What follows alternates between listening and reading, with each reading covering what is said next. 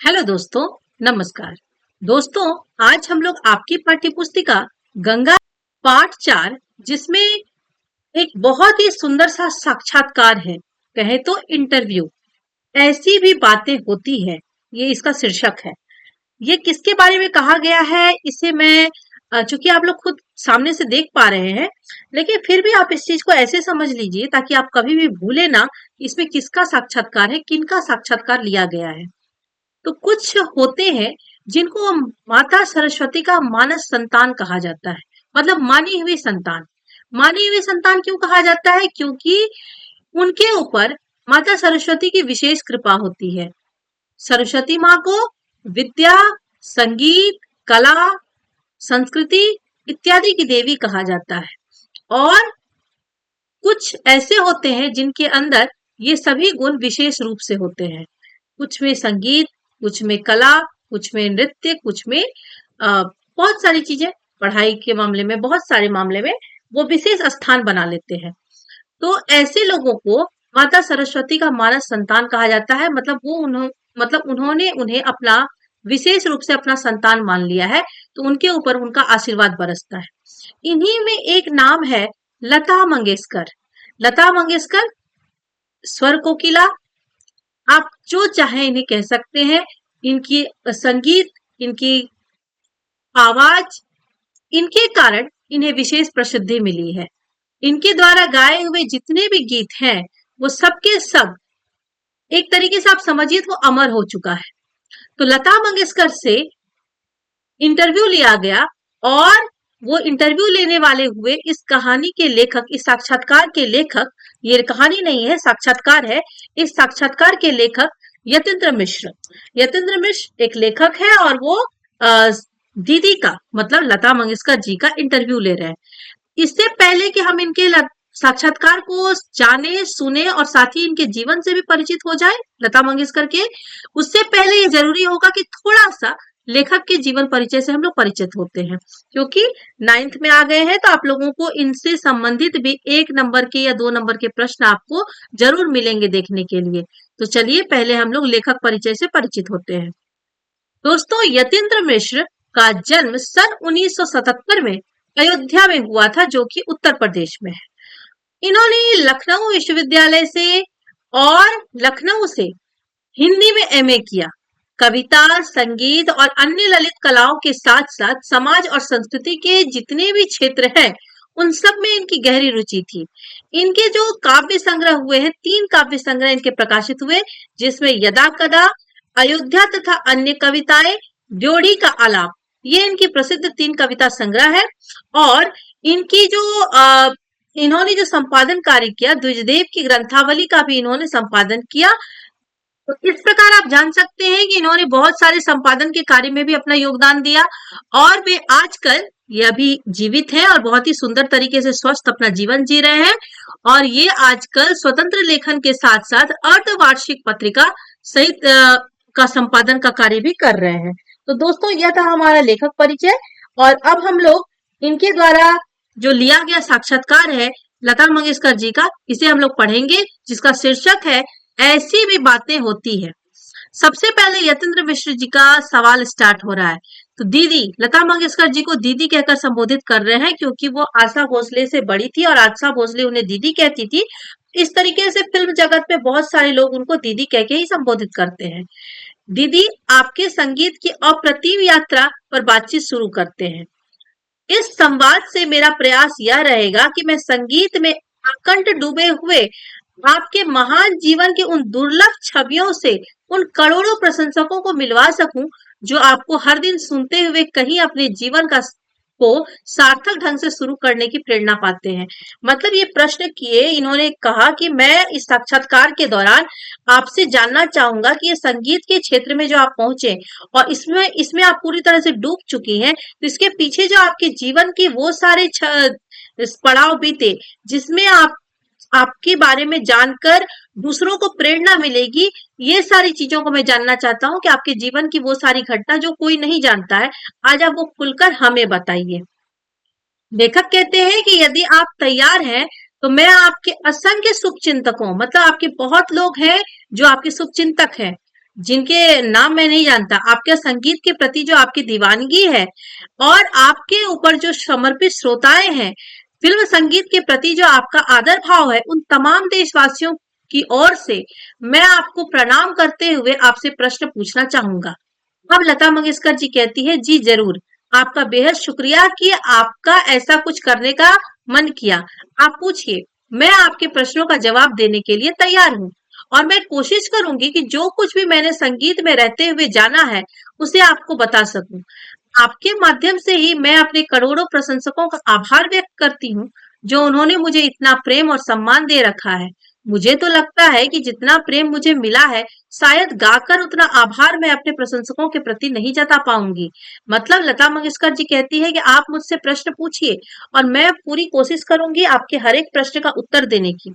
और जैसा कि यतेंद्र मिश्र जी ने सभी प्रशंसकों के माध्यम से, सभी श्रोताओं की तरफ से उनको प्रणाम किया, तो लता मंगेशकर जी ने उस लेखक के माध्यम से कहा कि मैं आपके माध्यम से अपने सभी प्रशंसकों का आभार प्रकट करती हूँ, उन्होंने मुझे इतना प्रेम दिया।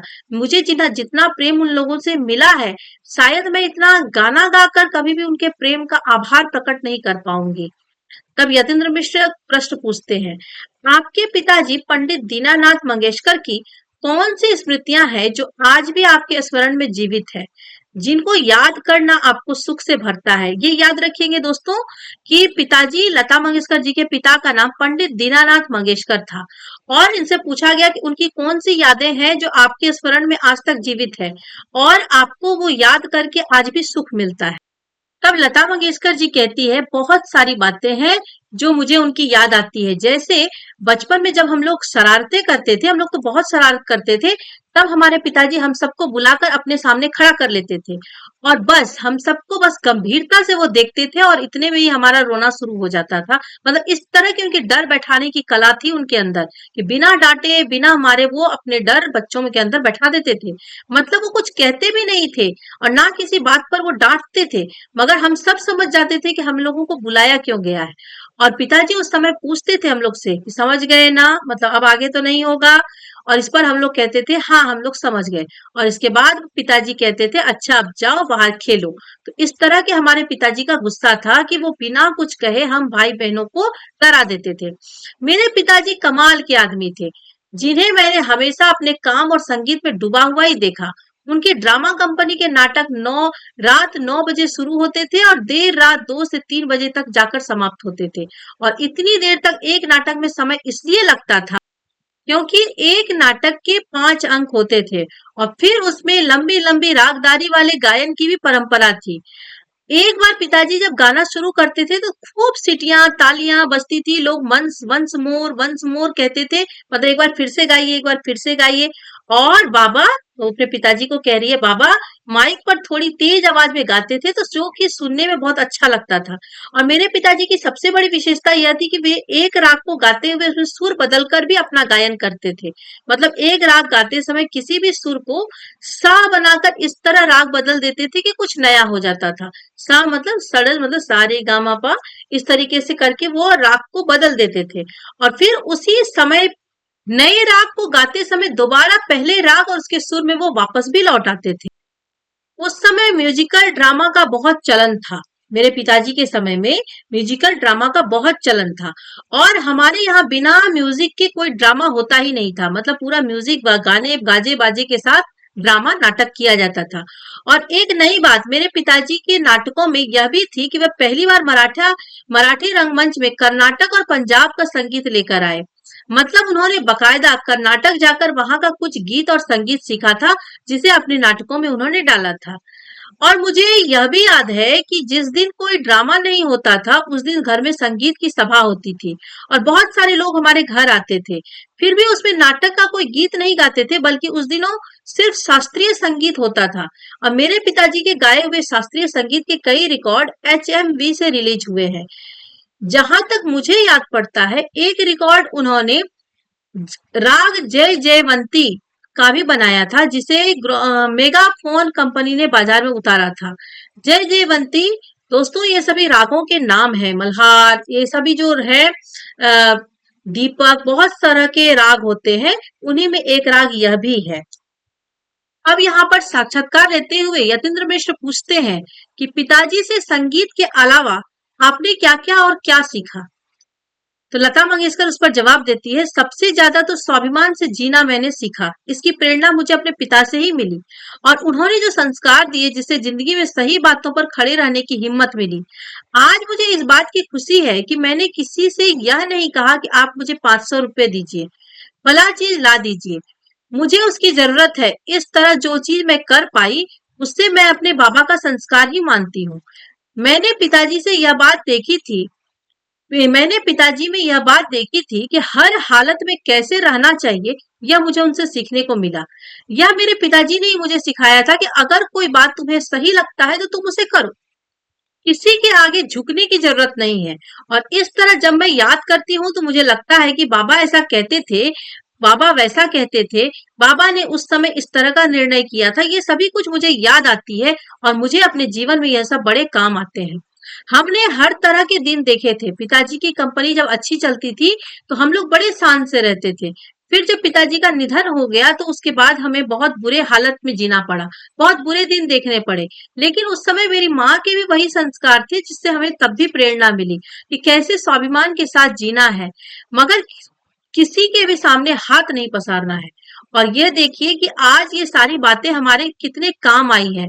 आज मेरे पास पैसे हैं, नाम है और हम आज जहाँ रहते हैं वहां भले ही इतना छोटा सा घर है पर उसमें हम लोग बहुत खुश हैं। इस बात के लिए मैं ईश्वर को धन्यवाद करती हूँ कि बाबा ने हमें जैसा सिखाया था उस पर हम सभी भाई बहन चलने का प्रयास किया और बहुत हद तक उसके लिए हम लोग सफल भी हुए। यतेंद्र मिश्र प्रश्न पूछते हैं कि बचपन में आप सभी भाई बहन फिल्में देखकर उनकी नकल उतारते थे, किसी खास फिल्म को देखकर उसकी नकल का स्मरण करेंगे? ये प्रश्न पूछे कि बचपन में आप लोग उनकी फिल्मों को देखकर कभी उनके नकल को किया, कभी उनकी नकल उतारी? क्या उनकी किसी फिल्म को देखकर आप उनका नकल करने का स्मरण करेंगे? क्या नकल आप करती? तो लता मंगेशकर जी उनके इस सवाल को सुनकर उन्हें हंसी आ जाती है और हंसते हुए कहते हैं, अरे यह तो हम सब भाई बहन बहुत ही ज्यादा करते थे। फिल्म ही थी तो उस समय मनोरंजन का माध्यम जिसे देखकर हम बच्चे लोग अपने अपने ढंग से कुछ ना कुछ किया करते थे। और उनको याद आती है कि एक कैसे वो नकल करती थी एक फिल्म पर, तो कहती है मुझे याद है प्रभात फिल्म कंपनी की एक पिक्चर थी संत तुकाराम। फिल्म में दिखाया गया है कि तुकाराम संदेह बैकुंठ जाते हैं और फिर उन्हें ईश्वर लेने के लिए ईश्वर अपने विमान के साथ आते हैं और वो गीत गाते गाते स्वर्ग जाते हैं। अमी जातो अमचा गावा, अमचा राम राम ध्यावा। इसका मतलब हुआ मैं अपने गांव जा रहा हूँ, सभी लोग मेरा राम राम ले लीजिए। तो हम लोग क्या करते थे, कमरे में घर भर के गद्दे तकिए एक के ऊपर एक रख कर उसको ऊंचा करते थे, उसे स्वर्ग बनाते थे और जिस पर चढ़कर मैं बैठती थी और वहीं से यह गीत मैं गाती थी। नीचे कमरे में मीना, मेरे फूफा का बेटा पंडरीनाथ और आशा, ये तीनों तुकाराम के अनुयायी बनकर रोते थे और कहते थे हमें भी साथ ले लीजिए, हमें भी साथ ले चलिए। और खिलखिलाकर सभी हंसती है, खिलखिलाकर लता मंगेशकर जी हंसती है और उस समय बोलती है कि उस समय जो उषा थी, मतलब इनकी छोटी बहन, वो बहुत छोटी थी इसलिए वह इन नाटकों में नहीं रहती थी। तो यह सब होता था और हम बहुत सारी फिल्मों की नकल उतारते थे जिनमें धार्मिक फिल्में ज्यादा होती थी क्योंकि पिताजी धार्मिक और देशभक्ति फिल्मों के अलावा दूसरी फिल्में नहीं देखने देते थे। उनका सख्त अनुशासन था कि यह सब काम चोरी चोरी तब होता था जब पिताजी घर के बाहर हो और यह जान ना पाए कि घर में फिल्मों का खेल खेला जा रहा है। यतेंद्र मिश्र अगला प्रश्न पूछते हैं, अगर किसी फिल्म में आपको अभिनय करने को कहा जाता तो वह कौन सी फिल्म होती जिसमें आप अभिनय करने का काम पसंद करती? ये एक बड़ा प्रश्न है क्योंकि लता मंगेशकर ने किसी फिल्म में अभिनय नहीं किया, वो तो संगीत के लिए जानी जाती है, गायिका के रूप में जानी जाती है। अब लता मंगेशकर जी ने इसका क्या उत्तर दिया? तो लता मंगेशकर जी इस पर उत्तर देती है कि नहीं, मैंने शुरू में तो फिल्मों में काम ही किया था और कुल 6-7 फिल्मों में मैंने काम किया। शुरुआत के दिनों में इन्होंने फिल्मों में काम किया है, 6-7 फिल्म में इन्होंने रोल किए हैं। तो उस समय मैं बहुत छोटी थी और लेकिन जब मैं फिल्मों की दुनिया में आई थी अभिनय के मार्फत ही आई थी। मतलब मार्फत का मतलब होता है के द्वारा, द्वारा मतलब जरिए, अभिनय के मार्फत के द्वारा। तो अभिनय के द्वारा ही मैं फिल्मी दुनिया में आई थी। मार्फत का मतलब के द्वारा, माध्यम। और मुझे कभी अच्छा नहीं लगा मेकअप करना, लाइट के सामने जाना, काफ़ी लोग खड़े हैं, कभी उनके सामने रोना, कभी हँसना, कभी गा रहे हैं। मुझे कभी भी ये सब अच्छा नहीं लगा। अच्छी फ़िल्मों को देखकर सराहना करने की सराहना करने का मन तो मुझे ज़रूर करता है, मगर अभिनय करने के बारे में मैं कभी सोच भी नहीं सकती हूँ। एक फ़िल्म हमारे यहाँ हिंदी और मराठी दोनों में बनी थी। फ़िल्म का नाम छत्रपति शिवाजी, और उसमें भालजी पेंढारकर थे जिन्हें मैं बाबा कहती थी, और मैं उनके पास गई। हालांकि उस वक्त तक मैंने अभिनय का काम छोड़ दिया था। मैंने उनसे खुद कहा, बाबा मैं चाहती हूँ इस फिल्म का आखिर का जो गाना है उसमें 2 लाइन मैं भी आकर गाऊं, मतलब मैं फिल्म में आकर मैं 2 लाइन को गाऊं। तो फिर मैंने उसके साथ हिंदी और मराठी दोनों ही संस्करणों में बाद की 2 पंक्तियां गाई है, जिन दृश्यों में मैं भी मौजूद हूँ। मैं छत्रपति शिवाजी को बहुत पसंद करती हूँ, इसलिए उनके नाम पर जो फिल्म बन रही थी, मेरा उसमें अभिनय करने का मन किया, और मैं अंतिम के 2 लाइन मैं फिल्म में आकर ही गाई हूँ। उन्होंने कहा कि ये छत्रपति शिवाजी मुझे बहुत पसंद है, इसलिए फिल्मों का दृश्य ही मुझे करना पड़े, लेकिन थोड़ा सा दृश्य मैं यहाँ पर आकर कर सकती हूँ। फिर यतीन्द्र मिश्र जी प्रश्न पूछते हैं, उस दौर में आपके काम की परिस्थितियां कैसी थी? क्या वे आपके हिसाब से धीरे धीरे अनुकूल होती गई, अथवा वैसे ही हमेशा की तरह एक चुनौती का सबब बनी रही, जैसा कि वे संघर्ष के दिनों में थी?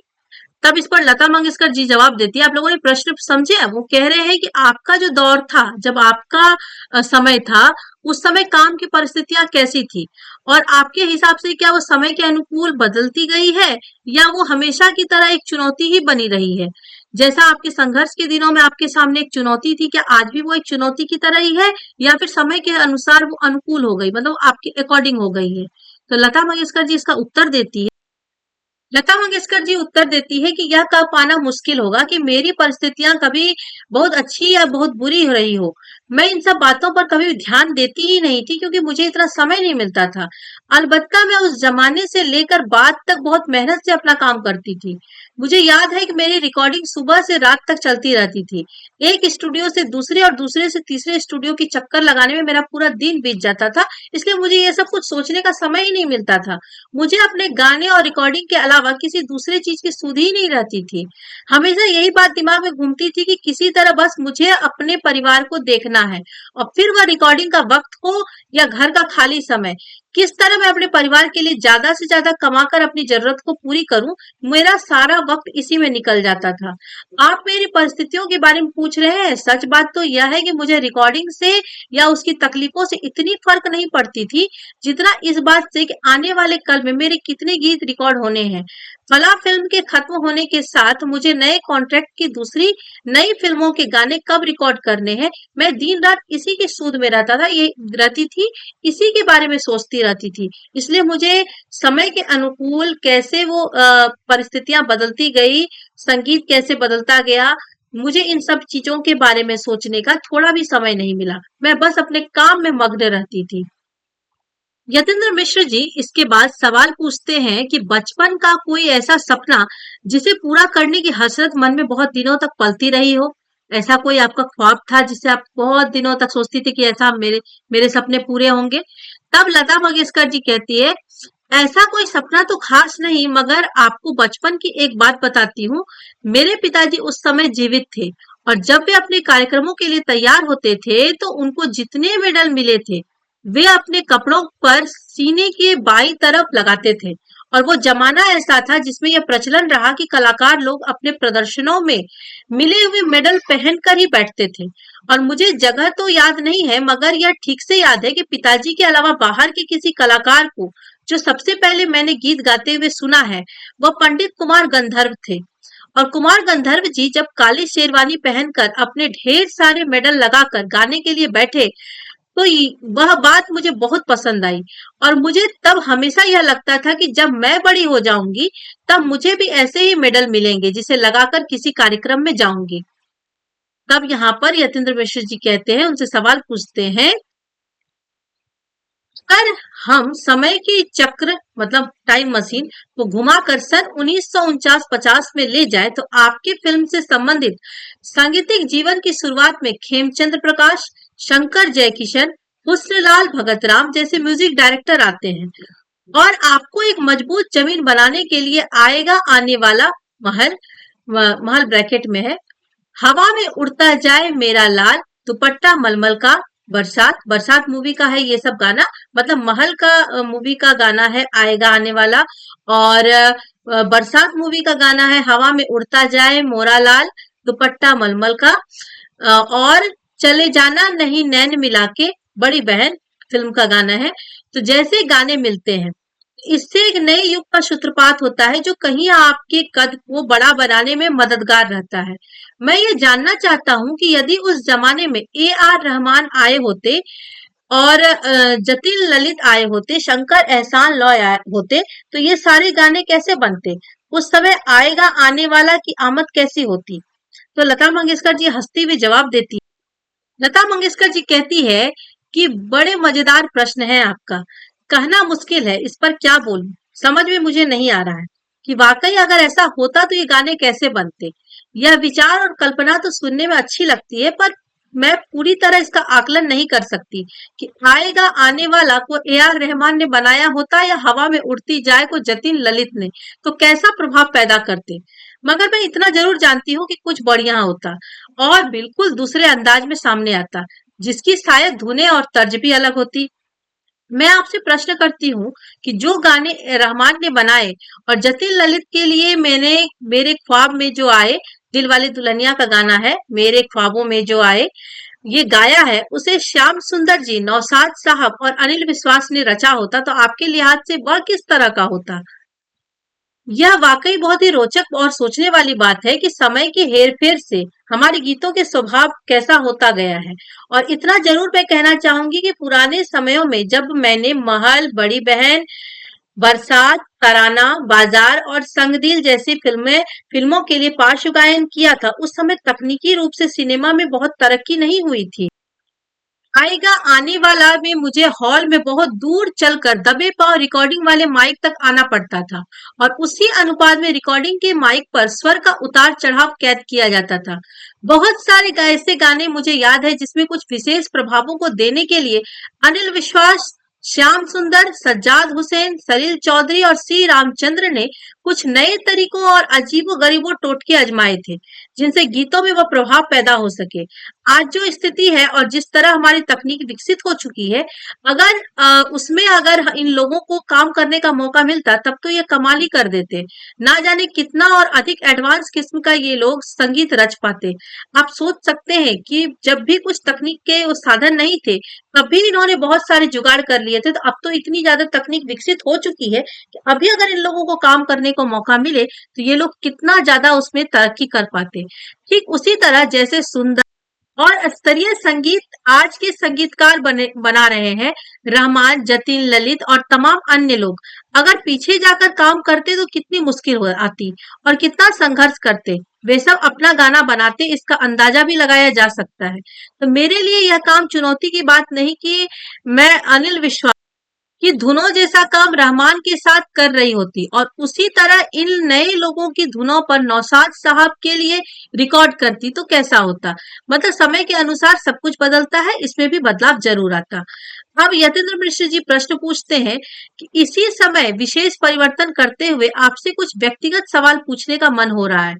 इस संदर्भ में आपके व्यक्तित्व को देखते हुए यह बात दिमाग में आती है कि आपने रंगों से हमेशा परहेज किया है, क्योंकि लता मंगेशकर जी हर समय सफेद साड़ी ही पहनती थी। तो उन्होंने कहा कि आपके व्यक्तिगत प्रश्न मुझे पूछनी है कि आपने हर समय रंगों से परहेज किया और विशेषकर आपके पहनावे में भी इस बात का ध्यान रखा है आपने कि कहीं किसी से भी रंगों का कोई दर्शाना अभिव्यक्ति ना हो सके।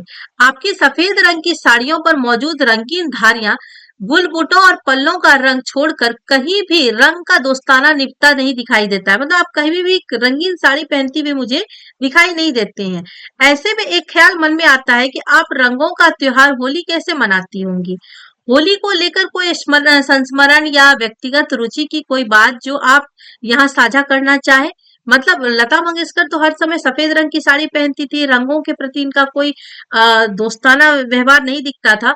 तो इनसे पूछा कि आप होली का त्योहार तब कैसे मनाती थी, क्या आपको कुछ ऐसे संस्मरण उसको लेकर याद है?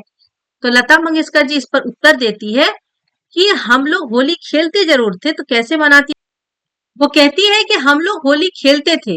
यह बात बहुत पहले की है, जब मेरे पिताजी जीवित थे। आजकल तो मैंने होली खेलना ही बंद कर दिया है। पहले सारा दिन रंग खेलना और भीगना और बाद में जाकर देर शाम तक नहाना। अब यह सब सालों से अच्छा मुझे नहीं लगता है।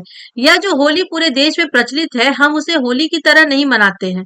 मेरा मतलब यह है कि होली के एक दिन पहले जब होली जलाते हैं, उस समय होलिका की पूजा होती है। उसमें जो प्रसाद चढ़ाया जाता है, उन तमाम तरह की मिठाइयों को होलिका में डालते हैं।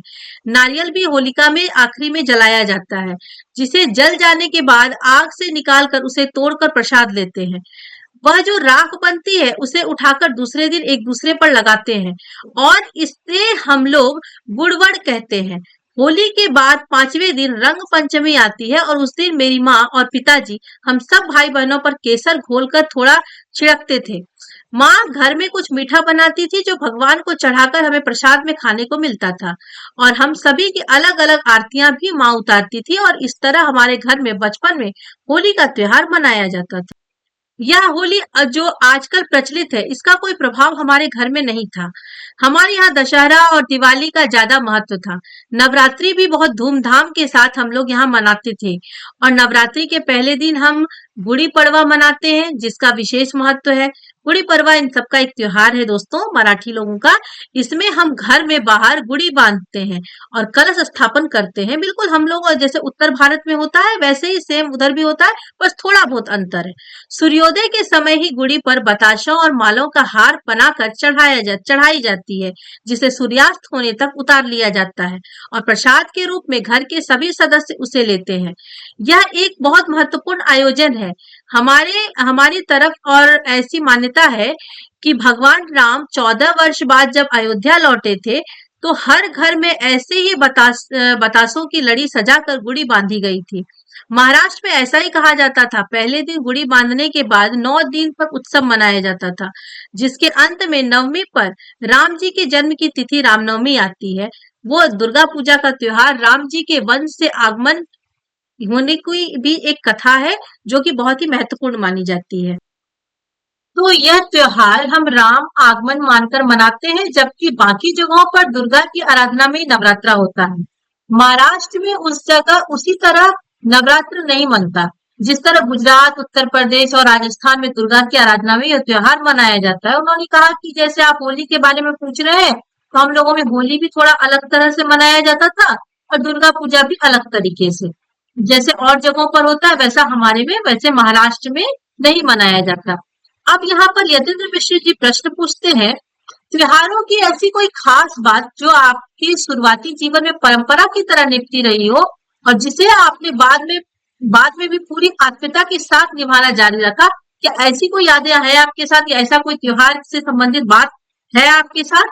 तो लता मंगेशकर जी इसका उत्तर देती है, बोलती है, ऐसी कोई खास बात मुझे याद नहीं आती है। अलबत्ता इतना जरूर है, मतलब इतना जरूर मैं कहना चाहूंगी कि 50 का दशक रहा होगा, जब मैं फिल्म इंडस्ट्री में नई नई आई थी और मेरा काम कुछ चल निकला था। मतलब वो स्टार्टिंग से ही यहाँ फेमस होना शुरू हो गई थी। उस दौरान मैंने कुछ सालों तक दिवाली के दिन अपने सीनियर म्यूजिक डायरेक्टर्स के यहाँ मिठाई लेकर जाने का चलन शुरू किया था। मतलब दिवाली का त्योहार, ये अपने सीनियर म्यूजिक डायरेक्टर्स थे, उनके घर ये मिठाई लेकर जाती थी। और आप सुनकर हैरान होंगे कि मैं ऐन दिवाली के दिन तड़के 5 बजे से ही नहा धोकर सुबह सारे संगीतकारों के घर मिठाई लेकर पहुंच जाती थी। एक बार बड़ा मजेदार वाकया हुआ, एक बार बड़ी मजेदार घटना हुई इस संबंध में, कि मैं नौशाद साहब के घर सुबह करीब 5:30 बजे पहुंच गई, और जब मैंने कॉल बेल बजाया, तो वो नींद से उठकर आए और नौशाद साहब मुझे गेट पर खड़ा देखकर डर गए। वे डर कर पूछने लगे, लता भाई सब खैरियत तो है? इतने सवेरे क्या मुसीबत आन पड़ी?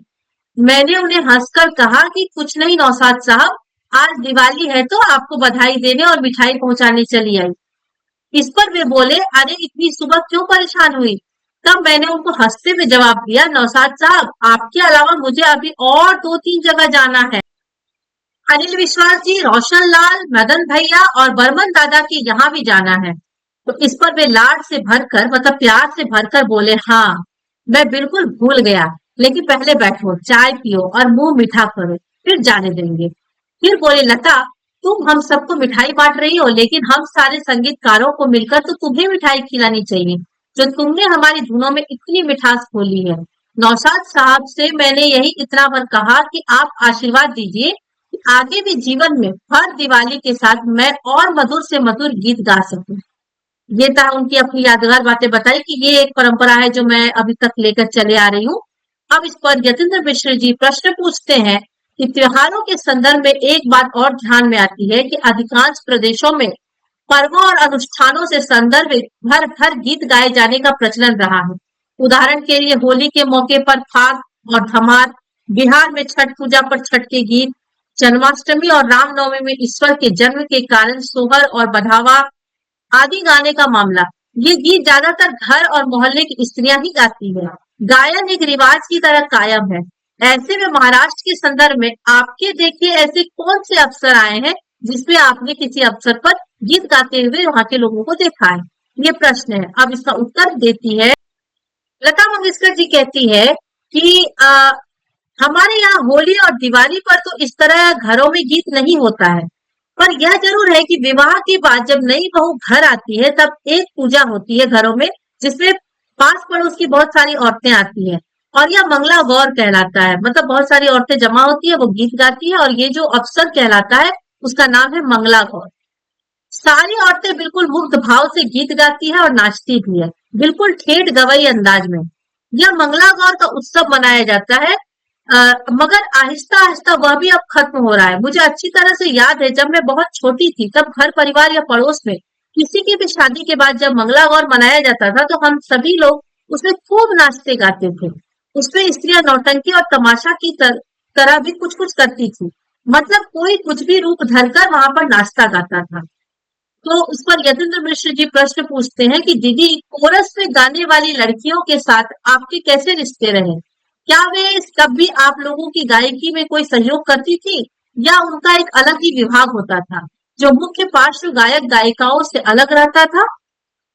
लता मंगेशकर जी कहती है कि उस वक्त एक ऐसा ग्रुप था जो सब जगह जाता था। नौशाद साहब के यहाँ, मदन मोहन जी के यहाँ, Shankar Jaikishan, S D Burman, R D Burman, Laxmikant Pyarelal, ये जितने भी लोग थे सभी के यहाँ एक ही ग्रुप की लड़कियां थी जो कोरस में गाने जाती थी। इसलिए सबसे मेल मुलाकात भी गहरी पहचान में बदल गई थी। मेरा कोरस की लड़कियों के साथ बहुत अच्छा संबंध था। मतलब जितनी भी लड़कियां थी वे बिल्कुल मेरे घर जैसी थी। सबका ही घर में आना जाना होता था। मीना की शादी जब कोल्हापुर में हुई तो कोरस की सारी लड़कियां और लड़के वहां आए थे, और उन लोगों ने वहां खूब गाने गाए और डांस किया था। जहां तक मुझे याद पड़ता है, सन 1960 में जो ग्रुप कोरस गाने वालों का हमें मिला था वह लगभग 80 तक वैसे ही चला है। 1980 के पास जाकर वह बदला गया। फिर उनमें कुछ लड़कियां ने गाना बंद कर दिया था और कुछ लोगों ने वहीं पर छोड़ दिया। फिर 80 के बाद यह भी हो गया था कि कोरस वालों का म्यूजिक पहले रिकॉर्ड हो जाता था, बाद में हम लोग जाकर अपने गाने गाते थे, और उससे पहले के दौर में पुरुष और स्त्रियों की आवाज के कोरस हम लोगों के गीतों के साथ ही रिकॉर्ड होते थे। भले ही वह गाना डुएट हो या फिर कोई सोलो सॉन्ग।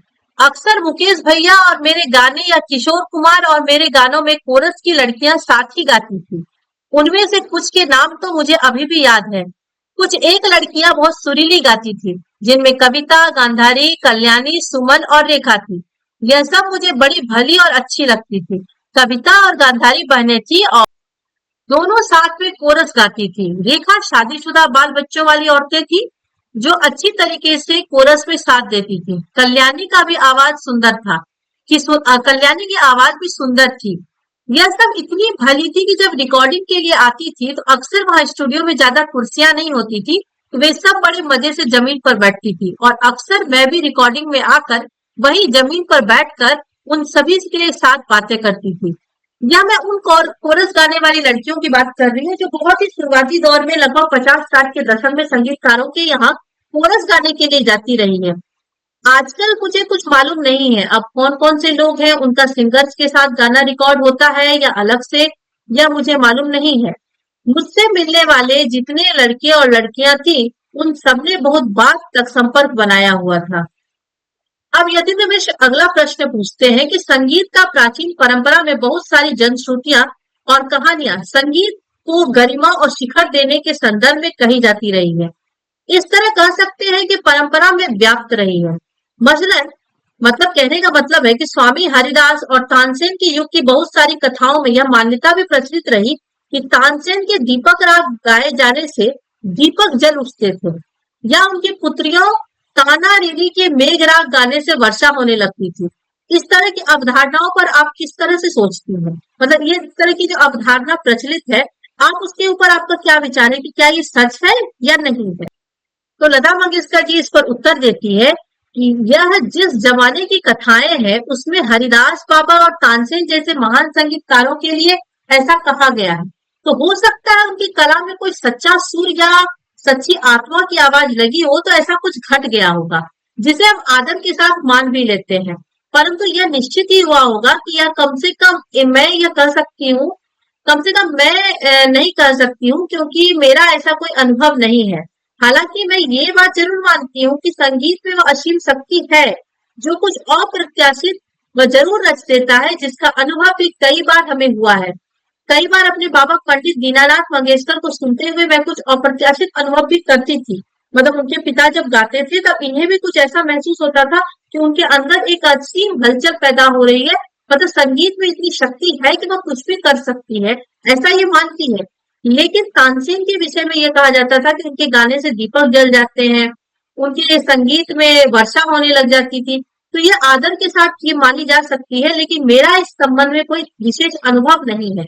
ये सच है या नहीं है? फिर वो आगे कहती है कि मैं आपको एक वाक्य बताती हूँ, मतलब एक बात बताती हूँ। मैं मुंबई में उस्ताद अली अकबर खान और पंडित रविशंकर का एक कंसर्ट सुन रही थी। मैं श्रोताओं की पंक्ति में बिल्कुल आगे बैठी अली अकबर भाई का वादन सुन रही थी और वे अत्यंत मंत्र मुक्त किस्म का वादन कर रहे थे। तभी कुछ समय बीता होगा और मसलन 50-60 मिनट की ठंड से उनके सरोद का एक तार टूटा और उन्हें बजाना बंद करना पड़ा। जब वे उठकर पीछे ग्रीन रूम में गए तो उनसे मिलने मैं भी वहां गई और मैंने बोला कि आप बहुत सुंदर बजा रहे थे, काश ये तार ना टूटता और हम पूरी तरह राग को अंत तक सुन पाते।